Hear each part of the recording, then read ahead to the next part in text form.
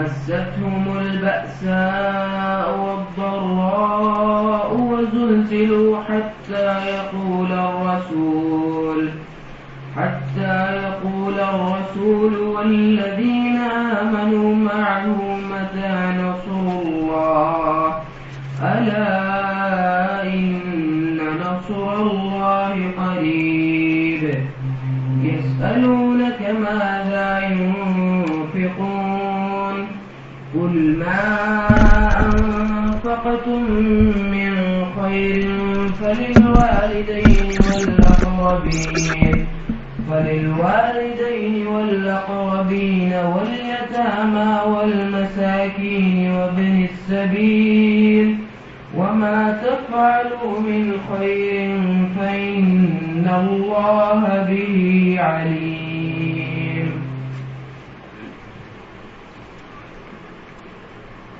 أعوذ بالله من الشيطان الرجيم. بسم اللہ الرحمن الرحیم. آپ کو یاد ہوگا پچھلی آیت میں اللہ تعالیٰ نے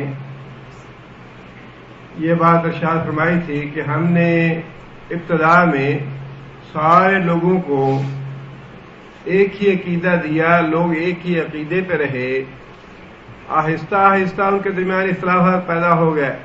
اختلافات دور کرنے کے لیے ہم نے انبیاء بھیجے اور کتابیں بھیجی تاکہ جن باتوں میں لوگ آپس میں اختلاف کرتے ہیں کتاب ان کا فیصلہ کر دے. اور پھر آگے اللہ فرماتے ہیں کہ جو لوگ ایمان لائے انبیاء پر اور کتابوں پر اللہ نے ان کو ہدایت دے دی.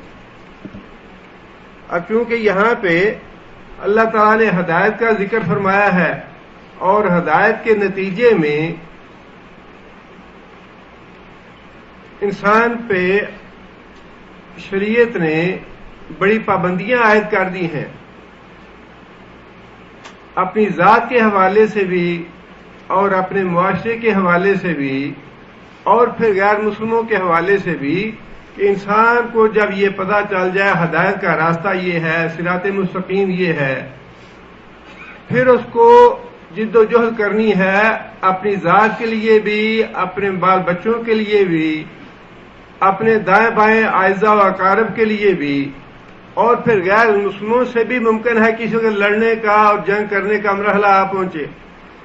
اس لیے اللہ تعالیٰ نے یہ بات ارشاد فرمائی کہ جو لوگ ہدایت پہ آ گئے ہیں اب ان کے لیے یہ دنیا بیٹھنے کے آرام سے بیٹھنے کی جگہ نہیں ہے، یہ مسلسل جد و جہد اور مسلسل بھاگ دوڑ اور مسلسل کوشش کرنے والی جگہ ہے.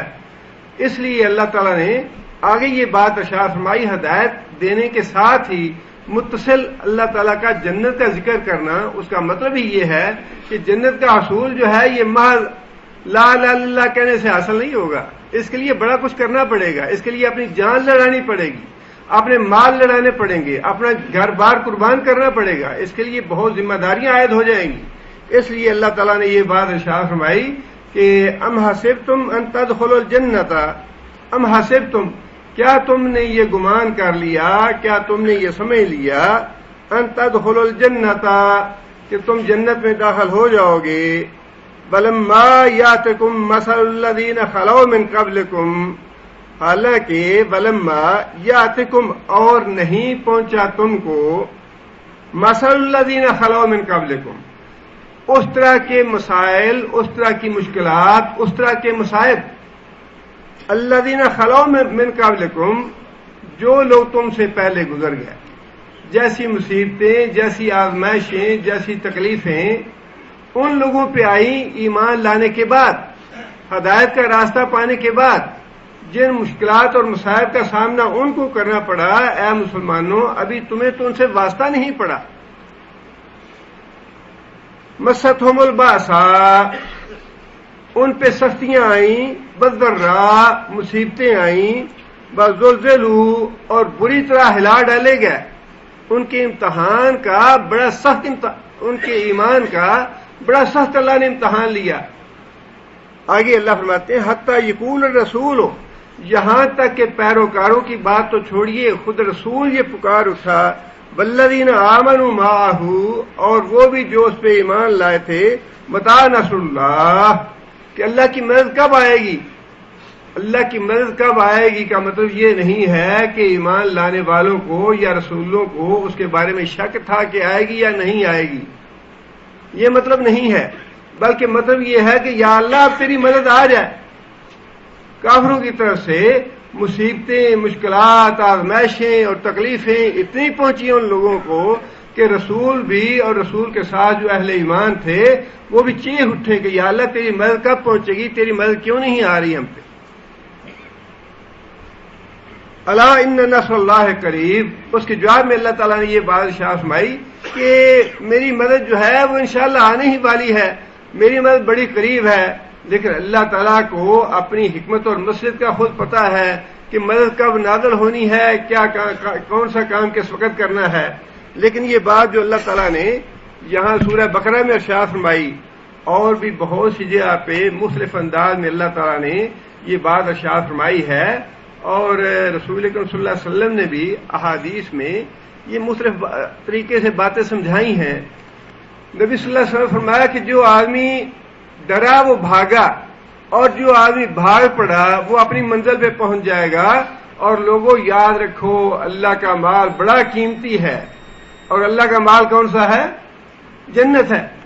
اللہ کا جو مال تم خریدنا چاہتے ہو، جو حاصل کرنا چاہتے ہو، وہ بڑا قیمتی ہے، وہ ایسے آرام سے حاصل ہونے والا نہیں ہے کہ بیٹھے بٹھائے مل جائے، بیٹھے بٹھائے کہیں جنت نہیں ملے گی۔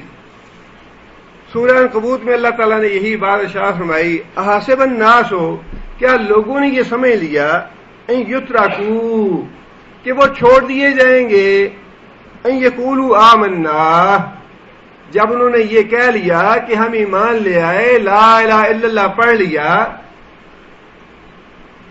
تو پھر کیا لوگوں نے یہ سمجھ لیا کہ لا الہ الا اللہ کہنے کے بعد اللہ کی طرف سے کوئی آزمائش یا کوئی مصیبت یا کوئی تکلیف یا کوئی ایسی چیز نہیں آئے گی ان پہ؟ وہم لا یفتنون، اور ان کو آزمایا نہیں جائے گا۔ وہم لا یفتنون، انہوں نے یہ سمجھ رکھا ہے کہ لا الہ الا اللہ کہنے کے بعد انہیں آزمایا نہیں جائے گا۔ وَلَقَدْ فَتَنَّا الَّذِينَ مِن قَبْلِهِمْ، حالانکہ ان سے پہلے جو لوگ گزرے ان کو بھی ہم نے آزمایا۔ فَلَيَعْلَمَنَّ اللَّهُ، اور اللہ تعالیٰ تو یہ ضرور جان کے رہے گا، الَّذِينَ صَدَقُوا، کہ ایمان لانے میں سچے کون ہیں، وَلَيَعْلَمَنَّ الْكَاذِبِينَ، اور ایمان لانے میں جھوٹے کون سے ہیں، سچا دعویٰ کن کا ہے اور جھوٹا دعویٰ کن کا ہے۔ بڑی واضح طور پہ اللہ تعالیٰ نے یہ باتیں بار بار ارشاد فرمائی ہے قرآن مجید میں کہ میری جنت سستی نہیں ہے، بڑی مہنگی ہے جنت، بڑی مشکلوں سے اور بڑی آزمائشوں کے بعد، اور حتیٰ یقول رسول، یہاں تک کہ رسول پکار اٹھے، ہلا ڈالے گئے کہ یا اللہ تیری مدد کب آئے گی۔ اور ایک اور جگہ پہ اللہ تعالیٰ نے سورہ توبہ میں اسی بات کو یوں ارشاد فرمایا، ان اللہ اشتری من المؤمنین، اللہ تعالیٰ نے مومنوں سے خرید رکھی ہیں، انفسہم واموالہم، ان کی جانیں بھی اور ان کے مال بھی، بان لہم الجنہ، جنت کے جو دعوے دار ہیں، جنت کے جو مانگنے والے ہیں، ان مومنوں سے اللہ نے ان کی جانیں اور ان کے مال خرید رکھے ہیں۔ خریدنے کا مطلب کیا ہے؟ آپ ایک گاڑی خرید کے لے آتے ہیں، مالک سے، کمپنی سے خرید کے لے آئے، اب اس کمپنی کا تو اس گاڑی سے تعلق نہیں ہے، اب تو آپ مالک ہیں اس کے، جیسے چاہیں اس کو استعمال کریں۔ بڑی سیدھی بات اللہ نے ارشاد فرمائی اور بڑی صاف بات ارشاد فرمائی کہ میں نے جنت کے بدلے میں اہل ایمان کی جانیں خرید لی ہیں۔ اب یہ جانیں جو ہیں یہ تمہاری اپنی مرضی سے تم ان کا استعمال نہیں کر سکتے، اپنی مرضی سے تم اپنے مال استعمال نہیں کر سکتے، یہ میرے ہیں، ان کا مالک میں ہوں، میں نے یہ خرید لی ہے جنت کے بدلے۔ اور یہ نقطہ جو ہے یہ ہماری سمجھ میں تو شاید آئے یا نہ آئے، لیکن صحیح معنوں میں صحابہ کرام نے اس نقطے کو سمجھا تھا کہ واقعی اللہ تعالیٰ نے ہم سے ہماری جانیں بھی اور مال خرید لیے، نہ اپنی جانوں کی پرواہ، نہ اپنے مالوں کی پرواہ، نہ گھر بار کی پرواہ، نہ بیوی بچوں کی پرواہ، کسی چیز کی پرواہ نہیں کی اللہ اور اللہ کے رسول کے مقابلے میں۔ مکی زندگی کا واقعہ ہے کہ حضرت خباب بن ارت رضی اللہ تعالیٰ عنہ وہ صحابی ہیں جن کا مالک لوہے کی بھٹی کا کام کرتا تھا، لوہار تھا، اور حضرت خباب بن ارت رضی اللہ تعالیٰ عنہ کے نیچے کوئلے جلا کے بھٹی سے نکال کے اوپر لٹا دیتا تھا. اور تعجب کی بات ہے کہ ایک انسان کیسے زندہ رہ سکتا ہے. حضرت خباب کہتے ہیں کہ میری جسم کی چربی پگھل پگھل کے ان کوئلوں کو بجھاتی تھی، لیکن ان بدبختوں کو ترس نہیں آتا تھا، رحم نہیں آتا تھا، کوئلوں کے اوپر مجھے لٹائے رکھتے تھے. یہ صحابی ہیں رسول اکرم صلی اللہ علیہ وسلم بیت اللہ شریف میں تشریف فرما تھے،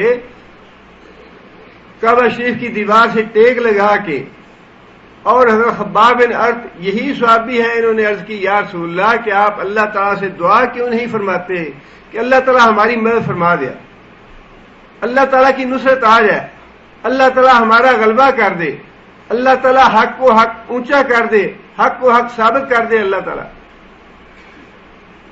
نبی صلی اللہ علیہ وسلم ٹیک لگا کے بیٹھے ہوئے تھے، نبی صلی اللہ علیہ وسلم نے ٹیک چھوڑ دی اور نبی صلی اللہ علیہ وسلم نے فرمایا کہ تم سے جو پہلے لوگ گزرے تھے ان پہ اس طرح کی تکلیفیں، آزمائشیں اور مصیبتیں آئیں کہ کسی کو سر پہ آرا رکھ کے چیر دیا گیا، 2 ٹکڑے کر دیے گئے، اور کسی کا گوشت اور ہڈیوں سے چھیل دیا گیا لوہے کی کنگھیوں سے. اس طرح کی آزمائشیں اور اس طرح کی تکلیفیں آئیں، اور نبی صلی اللہ علیہ وسلم نے فرمایا کہ واللہ یہ کام ہو کے رہے گا، ہم بھی ان آزمائشوں مصیبتوں سے گزریں گے، اور ایک وقت آئے گا کہ اتنا امن و امان قائم ہو جائے گا اللہ کے اس دین کے ذریعے سے کہ ایک آدمی صنعا سے حضرت موت تک اکیلا جائے گا تو اس کو کسی لوٹنے والے کا ڈر نہیں ہوگا. مطلب یہ کہ یہ جو دین ہے یہ تو صحابہ کرام کو اللہ تعالیٰ نے کون سا جذبہ دیا تھا، کون سا جسم و جان دیا تھا، اللہ ہی بہتر جانتا ہے. لیکن سچی بات یہ ہے کہ جب ان کے واقعات پڑھتے ہیں تو لگتا نہیں ہے کہ یہ انسانی مخلوق تھے، حالانکہ تھے تو انسان ہی.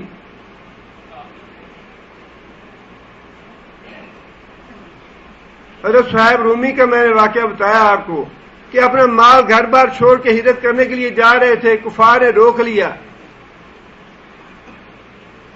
اور اس شرط پہ اپنا مال اور گھر بار کفار کے حوالے کر دیا کہ تم مجھے جانے دو، میں مدینہ جانا چاہتا ہوں، میرا سارا مال لے لو، میرا گھر بار لے لو، میرا تجارت کاروبار جو کچھ بھی ہے تمہیں دینے کے لیے تیار. ہمارا تو حال یہ ہے کہ پتہ ہو حرام کمائی ہے، بینک کی کمائی ہے، سود انوالو ہے، اس میں سب کچھ، پھر مسئلے پوچھتے رہتے ہیں اچھا جی یوں ہے یوں ہے یوں ہو سکتا ہے، جائز ہے کہ ناجائز ہے. حرام ایسا رچ بس گیا ہے ہڈیوں میں کہ ہم اس کو نکالنا چاہیں تو نہیں نکل. بہانے کرتے ہیں مسئلے پوچھنے کے، ورنہ پتہ ہوتا ہے کہ حرام ہے، مال غصب کیا ہوا ہے، یہ حق دوسرے کا ہے، یہ میرا حق نہیں ہے، مال مشکوک ہے، ساری باتیں ہیں، لیکن وہ مشکوک اور حرام مال چھوڑنے کو ہم تیار نہیں ہیں. حلال بڑی دور کی بات ہے. آج ہم میں سے کون ہے جو یہ دعویٰ کرے امام بخاری رحمۃ اللہ علیہ کی طرح کہ میں اللہ کی قسم کھائے کہہ سکتا ہوں کہ میرے مال میں ایک حلالہ جو ہے وہ حرام کا نہیں.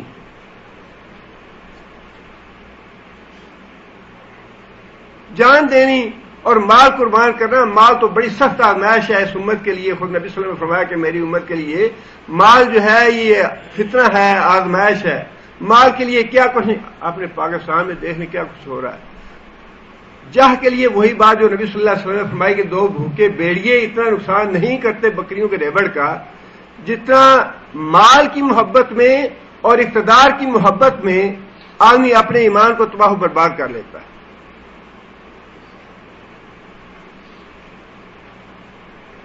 مال کی محبت، جاہ کی محبت، چلے ان کو بھی چھوڑیے، بڑی دور کی بات ہے. ہمارے لیے تو 5 نمازیں پڑھنی یہ بڑی مشکل بات ہے. 5 نمازیں پڑھنی، اور دعویٰ تو ہمارا بھی یہی ہے کہ ہمیں جنت چاہیے، ہم بھی جنت کے لیے سارے کچھ کرتے ہیں، لیکن کبھی شعوری طور پہ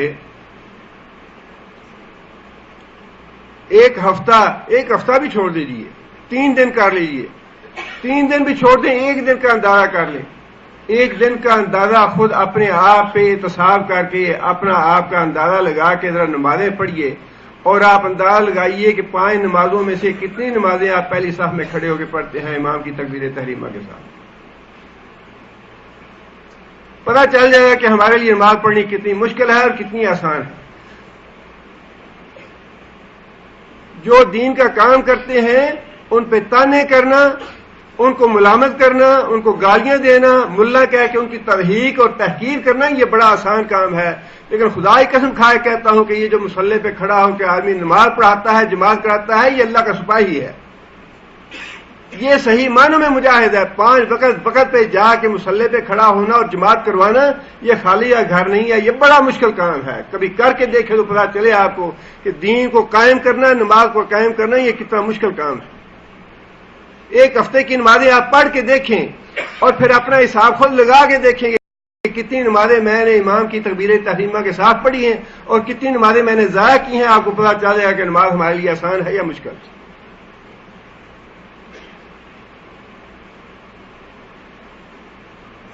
زکوٰۃ تو فرض کر دی اللہ نے کہ یہ تو تم نے نکالنی ہے، اور یہ تو ایسا سلام ہے چودھری کا یا تھانے دار کا، نہیں کرو گے تو جوتے کھاؤ گے، دائرہ اسلام سے نکل جاؤ گے، ذلیل اور رسوا ہو جاؤ گے. لیکن کتنے لوگ ہیں جو زکوٰۃ کو چھوڑ کے کبھی صدقہ خیرات کرنا پڑے تو برضا و رغبت صدقہ خیرات کرتے ہیں. ہاں جی، سال کے آخر میں دیکھیں گے یہ تو منگل والے تو روز ہی آ جاتے ہیں. ہاں یہ ضرورتیں جو ہیں مولویوں کی یہ تو ختم ہی نہیں ہوتی. آج فلاں مدرسہ ہے، کل مسجد ہے، کل فلاں ہے، یہ فلاں ہے، یہ تو ہوتا ہی رہتا ہے. ایک حللہ یا ایک ریال نکالنا جو ہے جان پہ بن آتی ہے. زکوٰۃ کے علاوہ اگر کسی کو دینا پڑے، صدقہ خیرات کرنا پڑے، حالانکہ دیا تو اللہ نہیں ہے. اللہ نے فرمایا کہ میں نے تمہارا یہ مال اور جانیں خرید رکھی ہیں. اب یہ جانیں بھی تمہاری نہیں ہیں، یہ تمہارے مال بھی تمہارے نہیں ہیں. رسول اللہ صلی اللہ علیہ وسلم نے ایسے ہی نہیں فرمایا کہ جنت جو ہے یہ ڈھکی ہوئی ہے ان اعمال سے جو انسان کو بڑے مشکل لگتے ہیں. بڑے مشکل اعمال سے جنت ڈھکی ہوئی ہے. اللہ تعالیٰ نے فرمایا کہ حضرت جبرائیل کو بھیجا کہ جاؤ جا کے جنت دیکھ کے آؤ. جنت دیکھی. اللہ تعالیٰ نے پوچھا جبرائیل جنت کیسی ہے؟ حضرت جبرائیل نے عرض کی یا رسول اللہ تیری عزت کی قسم جو بھی آدمی جنت کے بارے میں سنے گا شاید ہی کوئی ایسا آدمی ہو جو جنت میں نہ جائے. سارے جنت میں جانا چاہیں گے. اللہ تعالیٰ نے جنت کو نماز سے، روزے سے، تہجد سے، صدقہ خیرات سے، والدین کی خدمت گزاری سے اور نیک اعمال سے ڈھانپ دیا جو مشقت طلب تھے، جو انسان کو ناگوار گزرتے ہیں، بڑے مشکل لگتے ہیں. اور اللہ تعالیٰ نے دوبارہ حضرت جبرائیل کو بھیجا کہ اے جبرائیل جاؤ ذرا جا کے پھر دیکھو جنت کیسی ہے. حضرت جبرائیل آئے، پھر دیکھا، عرض کیا یا اللہ تیری عزت کی قسم شاید ہی کوئی جنت میں جائے گا. بڑی مشکل ہے یہ جنت حاصل کرنی. فرمایا کہ آخرت کی کڑواہٹ ہے. آخرت جو ہے جنت کی، دنیا کی جو کڑواہٹ ہے یہ ہے جنت کی مٹھاس. دنیا میں کڑوے ہیں یہ اعمال جنت والے. ناگوار گزریں گے، بھائی بھائی سے لڑا ہوا ہے لیکن انا اتنی زیادہ ہے کہ صلح کرنے کو جی نہیں چاہتا. بہن سے بول چال کئی سالوں سے بند ہے. ماں باپ بہن بھائی تو کہیں رہ گئے. ایسے بھی ہم اللہ تعالیٰ معاف کرے ناسمجھ لوگ ہیں. ماں باپ سے گفتگو بند کی ہوئی ہے، ماں باپ سے بول چال نہیں ہے. اور درمیان میں ہوتا کیا ہے؟ ہوتی تو انا ہی ہے نا. اچھا جی میں پہلے کیوں بلاؤں، میں تو بڑا بھائی ہوں، حق تو اس کو پہنچتا ہے، اس نے زیادتی کی ہوئی ہے. باتیں تو یہی ہوتی ہیں نا. لیکن یہی تو اللہ کے رسول نے فرمایا کہ یہ کڑوا گھونٹ بھرو، یہ کڑواہٹ ہے تو جنت حاصل کرو گے. اور اگر یہ دنیا میں مٹھاس لینی ہے، اپنے حقوق لینے ہیں، تو پھر آخرت بڑی کڑوی ہے. دنیا میں مٹھاس حاصل کرنی ہے تو آخرت کڑوی ہے. دنیا میں مٹھاس لے لو، پھر دنیا میں مزے کر لو، دنیا میں لذت اٹھا لو. اور اگر آخرت کی مٹھاس حاصل کرنی ہے، آخرت کی جنت حاصل کرنی ہے، تو پھر دنیا میں یہ کڑوے گھونٹ بھرنے پڑیں گے. اگر قطع رحمی کر رکھی ہے تو صلہ رحمی کرو، صلہ رحمی کے علاوہ کوئی چارہ کار نہیں ہے۔ فرمایا کہ جو آدمی اپنے بھائی کے ساتھ مسلسل 1 سال تک گفتگو نہ کرے، لڑا رہے، فرمایا کہ ایک خون کا بدلہ اس کے ذمہ آ جاتا ہے۔ اتنا گناہ ہے صلہ قطع رحمی کرنا۔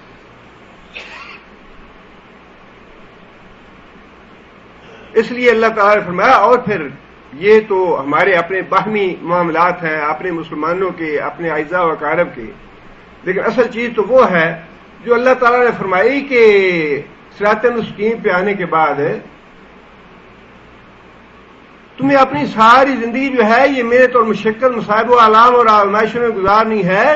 کافروں کو بھی دعوت دینی ہے، ان سے بھی لڑائی کرنی ہے، ان سے بھی جنگ کرنی ہے، دین کے لیے جہاد کرنا ہے ان سے بھی۔ اسی لیے تو فرمایا کہ ہلا ڈالے گئے، حتیٰ کہ رسول پکار اٹھا، یا اللہ تیری مدد کب آئے گی؟ اور نبی صلی اللہ علیہ وسلم نے یہ بات ارشاد فرمائی ہے کہ انبیاء پہ سب سے زیادہ تکلیف آتی ہے، اور انبیاء میں سے سب سے زیادہ تکلیفیں مجھ پہ آئیں۔ یہ نبی صلی اللہ علیہ وسلم نے یہ فرمایا نا کہ یہ جو جنت ہے یہ تو تلواروں کے سائے تلے ہے، اور مجاہدین کہیں گے قیامت کے یا اللہ دنیا میں تو ہم نے تلواروں کے خوف تلے سائے اپنی زندگی بسر کی ہے، تلواروں کے خوف تلے ہم نے زندگی بسر کی ہے کہ اب پکڑے گئے اور اب پکڑے گئے، اب کافر ہمارا پیچھا کر رہے ہیں، اب کافر ہمارے پیچھے لگے ہوئے ہیں۔ رسول اللہ صلی اللہ علیہ وسلم کی زندگی ہم نے دیکھی نہیں کیسی تھی، ہجرت بھی کی اور ہجرت کے باوجود کافروں نے پیچھا نہیں چھوڑا۔ وہ تو اللہ تعالیٰ کو منظور تھا ایسے ہی کہ اللہ نے حفاظت فرمانی تھی نبی صلی اللہ علیہ وسلم کی، اللہ تعالیٰ نے اس دین کو قیامت تک کے لیے باقی رکھنا تھا۔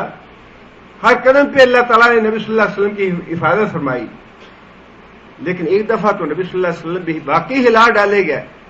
حضرت عائشہ رضی اللہ تعالیٰ نے پوچھا یا رسول اللہ جنگی عہد کے علاوہ بھی، عہد کے دن کے علاوہ بھی کوئی مصیبت ایسی ہے جو آپ کو یاد ہو یا آپ پہ گراں گزری ہو؟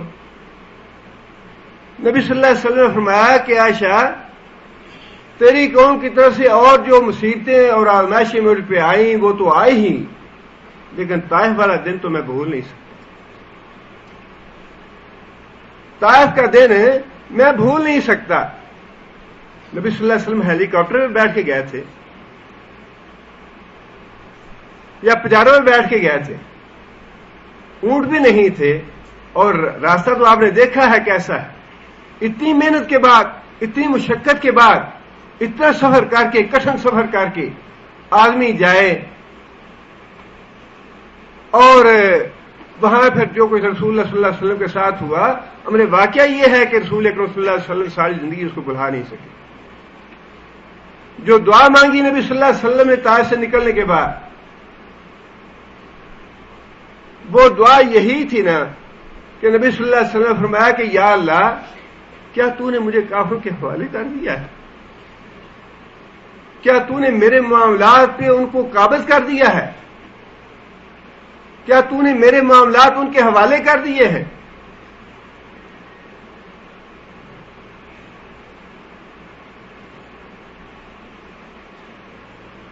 یا اللہ میں تیرے چہرے کے نور کے واسطے سے تیری رضا طلب کرتا ہوں، اور اگر تو مجھ پہ ناراض نہیں ہے، تیرا غضب مجھ پہ نازل نہیں ہے، تو یا اللہ مجھے اس بات کی قطعاً کوئی پرواہ نہیں کہ میرے ساتھ کیا ہو رہا ہے، یا اللہ تو راضی رہے۔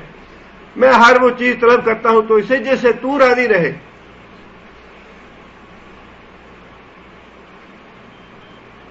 پتھر کھائے اور خون بہا نبی صلی اللہ علیہ وسلم کا ایڑیوں تک پہنچ گیا۔ نبی صلی اللہ علیہ وسلم کے جوتے جو ہے وہ خون جم گیا ان میں، اور پھر نبی صلی اللہ علیہ وسلم کتنا کٹھن سفر کر کے واپس تشریف لائے۔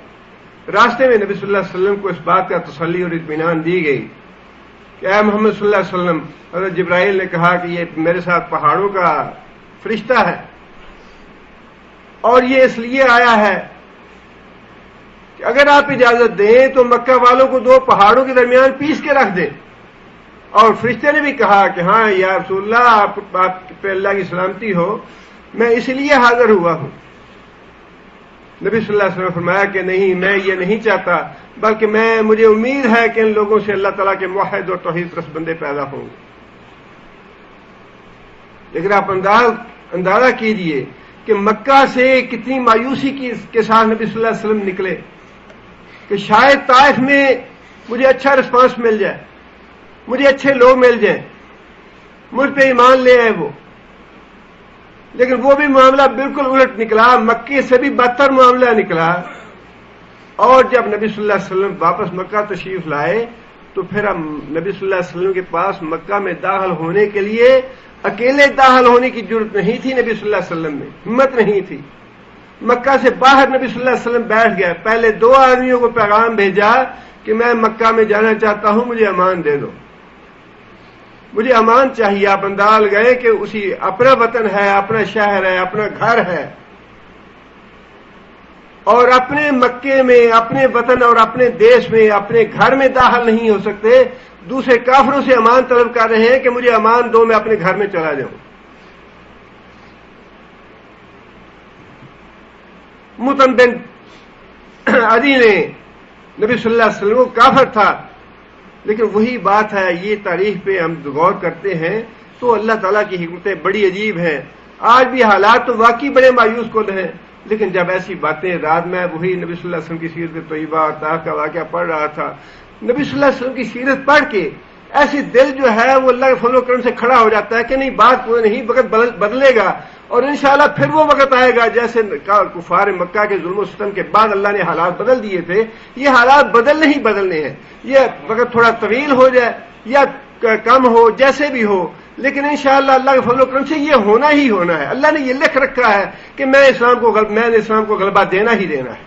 یہ تم جتنے بازو اپنے دکھانا چاہتے ہو دکھا لو، یہ اللہ توڑ کے رہے گا انشاءاللہ۔ اللہ کے لیے یہ توڑنا مشکل نہیں ہے، اللہ توڑے گا ان بازوؤں کو، تمہاری اکڑ کو، تمہارے تکبر کو اللہ انشاءاللہ اس طرح پیس کے رکھے گا کہ تمہاری نسلیں تک یاد رکھیں گے کیسے تم نے یہ بازو دکھایا تھا مسلمانوں۔ تم سے پہلے گزرے وہ جنہوں نے یہ کہا تھا من اشد منا قوہ، جس طرح آج یہ تم کہہ رہے ہو کہ من اشد منا قوہ، جو ہم چاہتے ہیں کر لیتے ہیں، یہی بات تم سے پہلوں نے کہی تھی۔ اللہ تعالیٰ نے ان کو تباہ و برباد اس طرح کر کے رکھا کہ آج ان کا کوئی نام لینے والا باقی نہیں ہے، اور اگر کوئی ابو جہل کی نسل کا آدمی ہے بھی اس دنیا میں تو وہ اپنی نسل کا نام لینے کے لیے تیار نہیں ہے کہ میں ابو جہل کی نسل سے ہوں۔ انشاءاللہ اللہ تمہیں ایسے تباہ اور برباد کرے گا جس اللہ نے ابو جہل کو اور ابو لہب کو تباہ اور برباد کیا ہے، اور یہ ہو کے رہنا ہے، یہ ہوا ہے پہلے، اور اللہ کا یہ وعدہ ہے کہ میں ایسے کر کے رہوں گا۔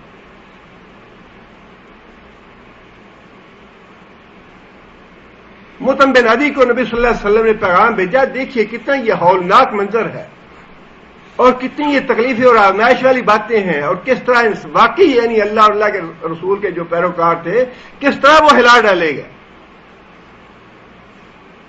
اپنے شہر میں، اور اپنے گھر میں جانا جو ہے وہ ناممکن ہو گیا۔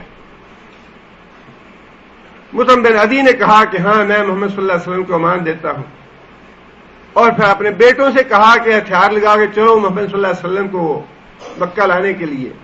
مکہ میں نبی صلی اللہ علیہ وسلم داخل ہوئے، اور مطعم بن عدی جو ہے وہ اپنے خاندان اور اپنے بیٹوں کو حرم میں لے کے گیا، اور وہاں جا کے اس نے اعلان کیا کہ میں نے محمد صلی اللہ علیہ وسلم کو امان دی ہے، اور نبی صلی اللہ علیہ وسلم کو کوئی اب ہاتھ نہ لگا۔ آج یہ باتیں ہم پڑھتے ہیں اور یہ واقعات ہو چکے ہیں، اور ہماری آنکھوں کے سامنے سارے واقعات ہو رہے ہیں، اور ہمیں بھی تو یہ سوچنا چاہیے کہ اس دین اسلام کے لیے ہم نے کیا کیا، کوئی مصیبت یا آزمائش یا تکلیف ہم نے اٹھائی ہے؟ اتنے آرام دہ گھروں میں رہتے ہیں، آرام دہ دفتروں میں جاتے ہیں، گاڑیاں ہمارے پاس ہیں، ہر طرح کی دنیا کی نعمت یہاں الحمدللہ موجود ہے، لیکن دین کی خاطر کیا کیا ہم نے؟ دین کے لیے کتنی مصیبت اٹھائی یا کتنی آزمائش میں ہم پڑے؟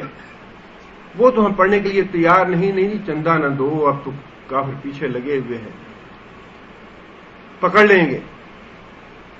ایسا خوف اور وحشت، اور بات تو واقعی صحیح ہے کہ خوف اور وحشت تو کافروں نے طاری کر دیا، لیکن یہ بات بھی صحیح ہے کہ جنہوں نے اپنی جان اور مال اللہ کے ہاتھ بیچ رکھا ہے وہ ڈرتے نہیں ہیں، ڈر ان کو نہیں ہے۔ اللہ کے رسول نے فرمایا ہے کہ میری امت کا ایک گروہ جو ہے قیامت تک جہاد کرتا رہے گا اور کسی کی قوت اور طاقت اور اقتدار اور اختیار کچھ بھی اس کو نقصان نہیں پہنچا سکے.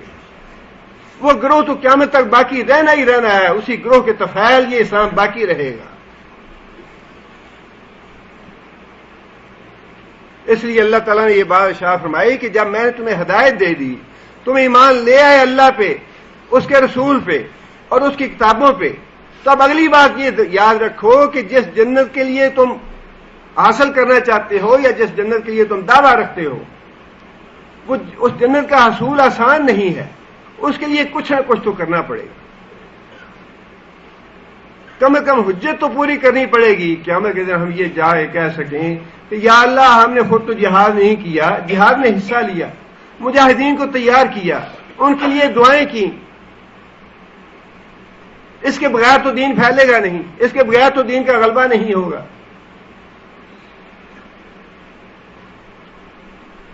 آگے پھر اللہ تعالیٰ نے وہی پہلے تو یہ بات ارشاد فرمائی تمہاری جانیں اور تمہارے مال میں نے خرید لیے. اب پھر آگے اللہ تعالیٰ نے اسی سے متعلق یہ بات ارشاد فرمائی اس لیے کہ دین کے غلبے کے لیے مال بڑا ضروری ہے اور امتحان بھی ہے اس میں. اللہ تعالیٰ کو تو جو اللہ تعالیٰ کو منظور ہو، جو اللہ کرنا چاہیں، اللہ تعالیٰ تو کون سے کر سکتے ہیں. لیکن اللہ تعالیٰ نے دیکھنا تو یہ ہے، صحابہ کرام کو بھی اللہ نے جانچا، ان کا بھی امتحان پرکھا، اور ان میں سے بھی جو منافق تھے وہ چھٹ کے الگ ہو گئے. وہ الگ ہو گئے کہ ہمیں تو اپنی جان اور اپنا مال عزیز ہے، ہم تو جہاد میں جانے کے لیے تیار نہیں ہیں. اگر ہمیں پتا ہوتا کہ جہاد ہونا ہے تو ہم بھی جاتے، لیکن ہمیں پتا ہے جہاد ہونا ہی نہیں ہے. 300 آدمی لے کے اپنے الگ ہو گیا کہ نہیں ہم تو واپس مدینے جا رہے ہیں. یہ اللہ نے جھنجھوڑنا ہے، اللہ نے ہلا مارنا ہے، یہ دیکھنے کے لیے کہ اپنے ایمان میں سچا کون ہے اور جھوٹا کون ہے، تاکہ اللہ قیامت کے دن ہمیں بتا سکے کہ دیکھو تم نے خود یہ کیا تھا جہنم میں جانے کے لیے سامان اپنا، اور جس نے جنت میں جانا ہے اس کو بھی بتایا جائے گا کہ ہاں تم نے اپنے ہاتھوں اپنی جنت تیار کی. آگے پھر دوسری بات اللہ یہ فرماتے ہیں یسألونک ماذا ينفقون. اے محمد صلی اللہ علیہ وسلم یہ آپ سے پوچھتے ہیں کہ اللہ کی راہ میں کتنا مال خرچ کریں اور کہاں کہاں کریں. اللہ کی راہ میں کہاں کہاں مال خرچ کریں. آگے جواب دیا اللہ تعالیٰ نے کل اے محمد صلی اللہ علیہ وسلم ان سے کہیے ما انفقتم من خیر، جو بھی تم خرچ کرو، من خیر، خیر کا معنی خیر کے کتنے معنی بتایا تھے میں نے جی؟ 4. کون کون سے؟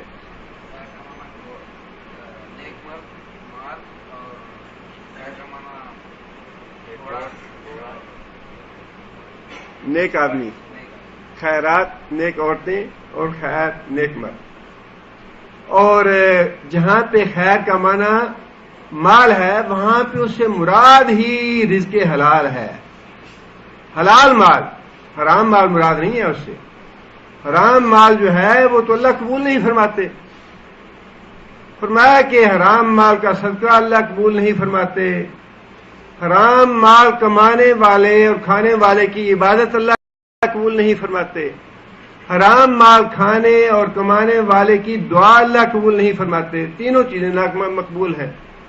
حرام مال کے لیے کھانے والا جو ہے اپنی ساری زندگی برباد کرتا ہے، دنیا بھی اور آخرت بھی برباد کرتا ہے، اور اس کی نسلیں بھی برباد ہوتی ہیں. حرام مال میٹھا بڑا کہتا ہے چوری کا گڑ میٹھا زیادہ ہوتا ہے.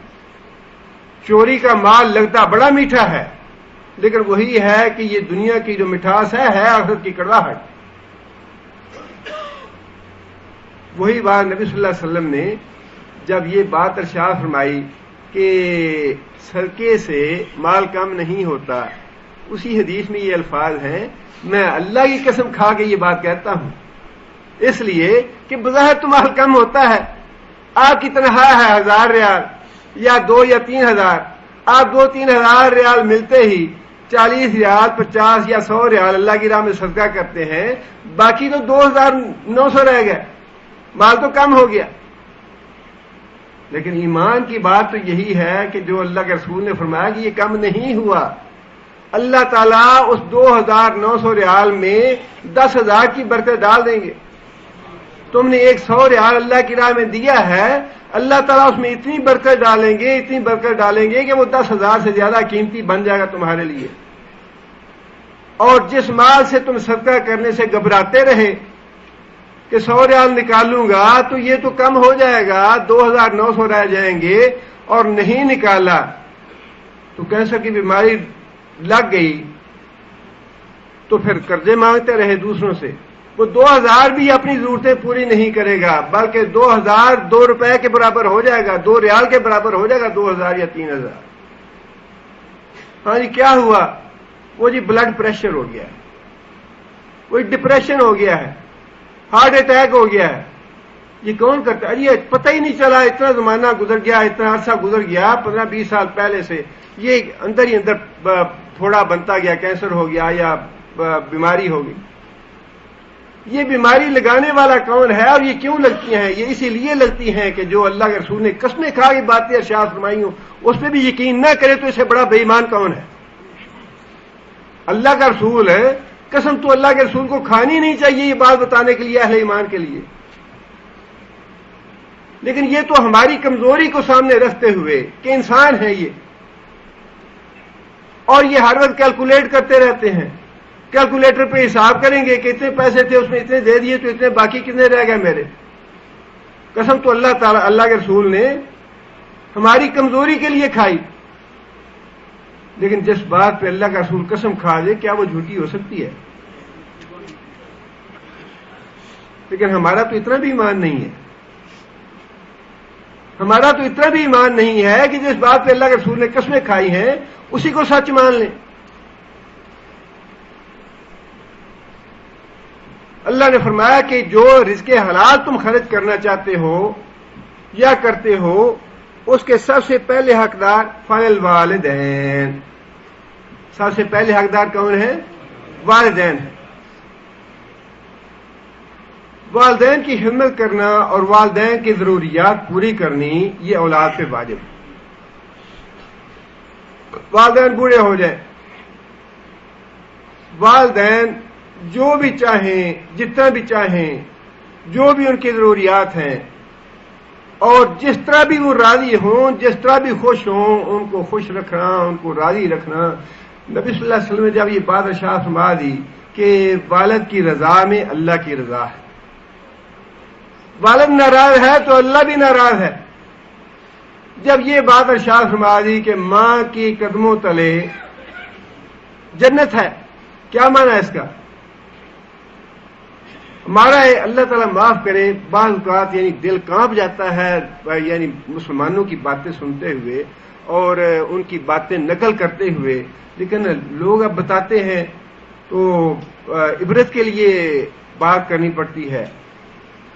ایک آدمی نے بتایا جی ہمارا ایک دوست ہے، وہ اپنی ماں کے بارے میں کہتا ہے جی ہم تو دیکھتے ہیں ہماری ماں کے پاؤں میں تو جوتا ہی ہے، جنت تو نہیں ہے۔ ہماری ماں کے پاؤں کے نیچے تو جوتی رہتی ہے، جنت تو نہیں ہے۔ تو جنت تو اس کو نظر آئے گی جس کا اللہ کے رسول پہ ایمان ہے، اور جس کو اللہ کے رسول پہ ایمان نہیں ہے اسے کہاں سے اسے جوتی نظر آنی ہے؟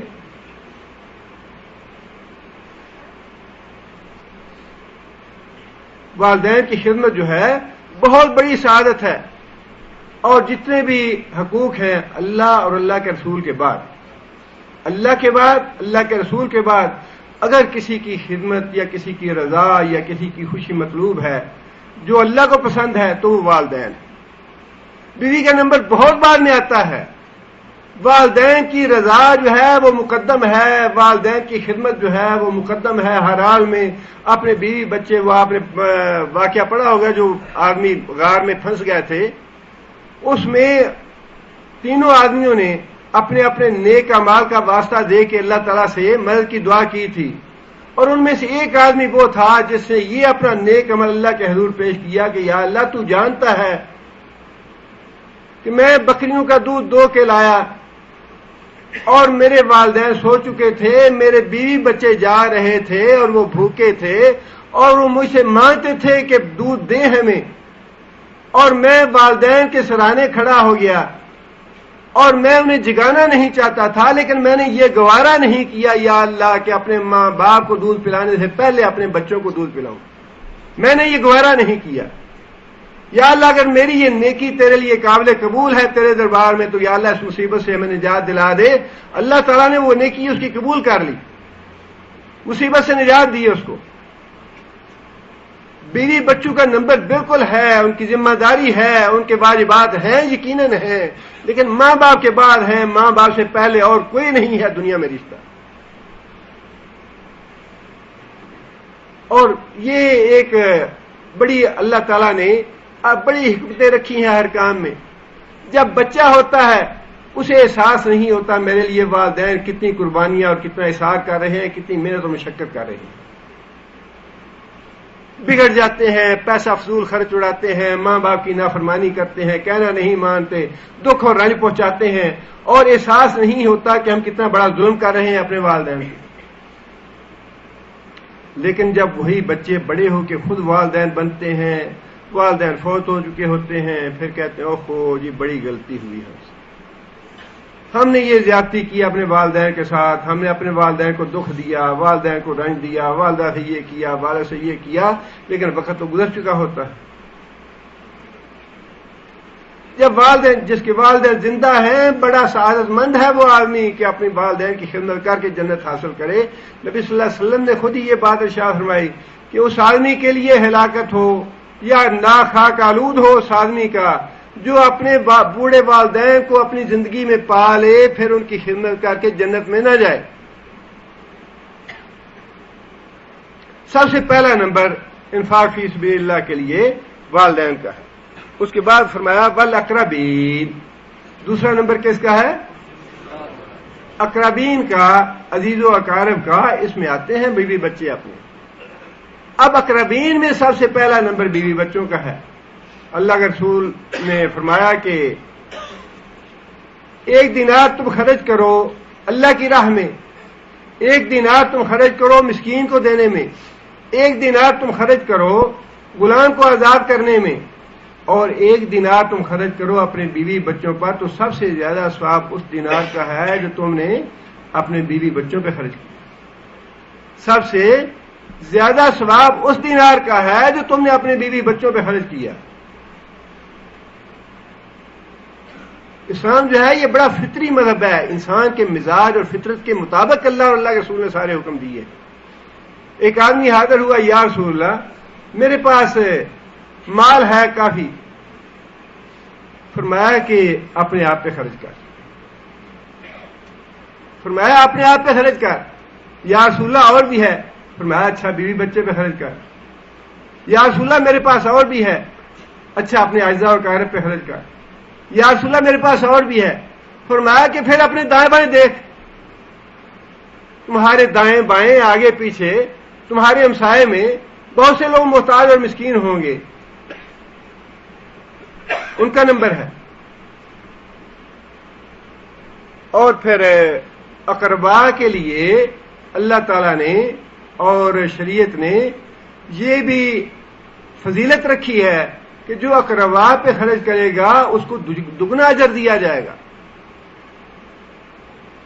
بہن جو ہے وہ مستحق ہے زکوٰۃ کی، آپ زکوٰۃ بہن کو دیتے ہیں، زکوٰۃ کا ثواب بھی ہوگا، صلہ رحمی کا ثواب بھی ہوگا. بھائی زکوٰۃ کا مستحق ہے، بھائی کو آپ زکوٰۃ دیتے ہیں، بھائی کو زکوٰۃ دینے کا ثواب بھی ملے گا، صلہ رحمی کا ثواب بھی ملے گا. حتیٰ کہ اگر بیوی جو ہے وہ صاحب زکوٰۃ ہے، صاحب نصاب ہے، شوہر غریب ہے، تو بیوی کو بھی اس بات کی اجازت ہے کہ بیوی اپنے شوہر کو زکوٰۃ دے لے، اس کو بھی دوہرا ثواب ملے گا. اقربا پہ خرچ کرنے کا دوہرا ثواب ہے اس اعتبار سے کہ صدقے کا یا زکوٰۃ کا ثواب بھی ہوگا اور صلہ رحمی کا ثواب بھی ہوگا. ڈاکٹر صاحب تشریف لائے، آپ محترم استاد ہمارے ڈاکٹر فضل اللہ صاحب تشریف لائے ہیں. اللہ تعالیٰ ان کی حفاظت فرمائے اور اللہ تعالیٰ استقامت عطا فرمائے اور اللہ تعالیٰ ان کے نیک اعمال کے میں اضافہ فرمائے. مجھے بڑی خوشی ہوتی ہے کہ بہت ہی رغبت ہے ڈاکٹر صاحب کو لوگوں کو واعظ نصیحت کرنے کی. اللہ تعالیٰ جزائے خیر دے. انہیں ہمارے بڑے رہنما پاکستان سے تشریف لاتے ہیں لیکن سچی بات یہ ہے کہ یہ قابل تقلید بات ہے ڈاکٹر صاحب کی کہ پیغام پہلے سے بھجوا دیتے ہیں کہ میں اس کام میں شریک ہونا چاہتا ہوں، جزاکم اللہ خیر.